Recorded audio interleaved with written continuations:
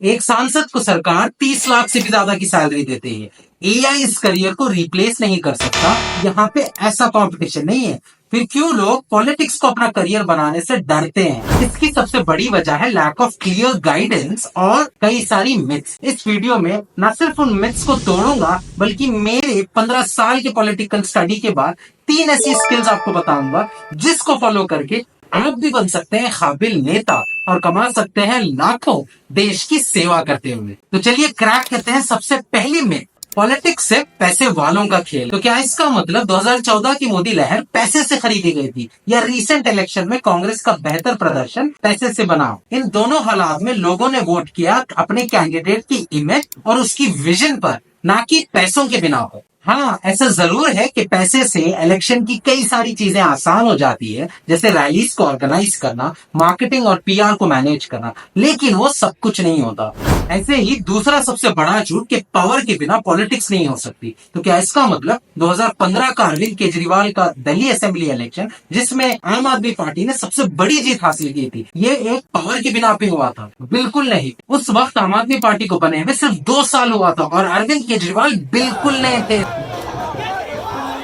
इसी तरह कैंडिडेट का कास्ट और उसका रिलीजन भी इंपॉर्टेंट नहीं होता। क्या मनमोहन सिंह उनके रिलीजन की वजह से पीएम बने थे, या पीएम मोदी अपने कास्ट की वजह से आज पीएम है? और एक सबसे मशहूर मिथ कि एक आउटसाइडर के लिए पॉलिटिक्स इम्पॉसिबल है। मल्लिकार्जुन खड़गे जो कांग्रेस के आज प्रेसिडेंट है, वो अपनी पार्टी के पहले मेंबर थे जिन्होंने पॉलिटिक्स में कदम रखा था। ऐसी कई सारी मिथ्स बनाई गई हैं लोगों को पॉलिटिक्स से दूर रखने के लिए।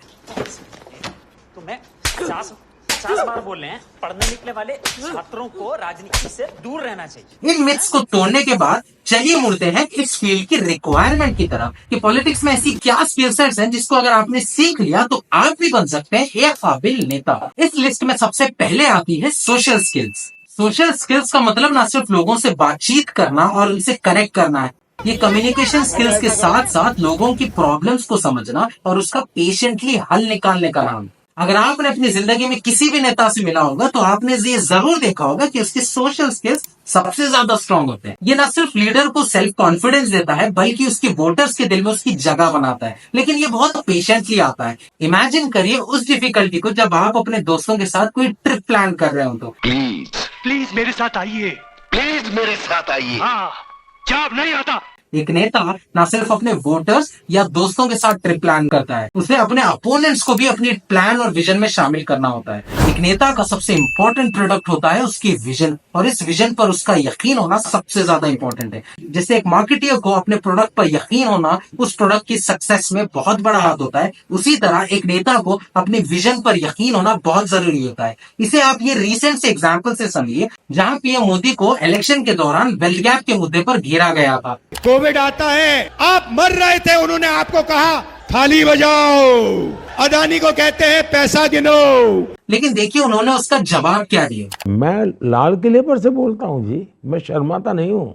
मैं लाल किले से बोलता हूँ, इस देश में वेल्थ क्रिएटर्स की इज्जत होनी चाहिए। मेरे देश के उज्जवल भविष्य के लिए जितना मैं पूज्य भाव से मेरे श्रमिक के पसीने की चिंता करता हूँ, उतने ही भाव से मैं पूंजीपति के पैसों का भी महत्व समझता हूं। अगर देखा गया तो दोनों की विजन सही है और दोनों के पास अपने अपने वोटर्स हैं जिन्होंने उनकी विजन के लिए वोट किया है। लेकिन इस यूनिक विजन पर यकीन रखना और उसको कॉन्फिडेंटली प्रेजेंट करना, ये एक नेता की सबसे बड़ी खूबी होती है। तीसरी सबसे इम्पोर्टेंट स्किल है देश और दुनिया की बेहतरी की फिक्र। एक नेता को न सिर्फ खुद के लिए बल्कि अपने वोटर और अपने क्षेत्र के सारे लोगों की बेहतरी की फिक्र करनी चाहिए। जैसे नेहरू गांधी बहुत मशहूर थे न्यूक्लियर वेपनाइजेशन के खिलाफ अपनी आवाज उठाने में। उनका मानना था कि न्यूक्लियर पावर की रेस में कंट्रीज दुनिया का सबसे बड़ा खतरा बना रही है, और ये बिलीफ उस वक्त के कई सारे लोग भी शेयर करते थे और आज भी शेयर करते हैं। लेकिन दूसरी तरफ जब अटल बिहारी वाजपेयी देश के प्रधानमंत्री बने तो उन्होंने इंडिया को न्यूक्लियर पावर बनने के लिए बहुत जोर दिया, और उनकी कोशिश और पीरियड में इंडिया न्यूक्लियर पावर भी बना। इससे इंडिया की सेफ्टी पर बहुत बड़ा इम्पैक्ट हुआ। ऐसा जरूर होता है कि कुछ नेता के पास ये स्किल सेट्स कम होती है और कुछ के पास ज्यादा। अगर आप भी इस प्रोफेशन में एंट्री करना चाहते हैं तो आपके लिए ये स्किल्स बहुत इंपॉर्टेंट होंगी। और ऐसे ही हम डिकोड करते हैं पॉलिटिक्स आम आदमी के लिए और फ्यूचर नेता के लिए। जैसे इस वीडियो में हमने बताया कैसे राहुल गांधी की रिब्रांडिंग करके उन्हें पप्पू से रागा बनाया गया, लेकिन ये सब सिर्फ एक बेहतर पीआर स्ट्रैटेजी थी। तो मिलते हैं हमारी नेक्स्ट वीडियो में। जय हिंद।